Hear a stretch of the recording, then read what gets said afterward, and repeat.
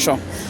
Mandinibingelele ke nguMr Mhlophe lo male nurse wasegama lakhe CHC ndim responsible for men's health laphayana egama lakhe CHC. Namhlanje besiphumile ke size eTVET College egama lakhe sizovala khona inyanga yamadoda. Siyivale kahle kakhulu.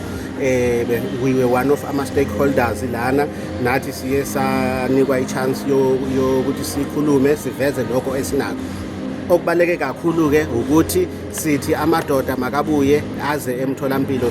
Siyivala nje inyanga le yamadoda sithi buya ndoda buya. So egama lakhe siyabadinga eCHC mabeze bazotesta bazohlolela umdlavuza lo we-prostate cancer. Siyacela ukuthi beze bazotesta cause phela uzozazi njani ungakutestanga lokho.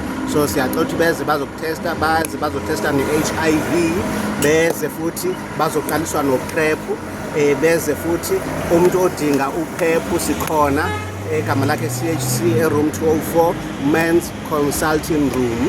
So sithi amadoda makeze ngobuningi bawo sikhona sibalindile egama lakhe CHC. Hayi ke sithi buya ndoda buya buya.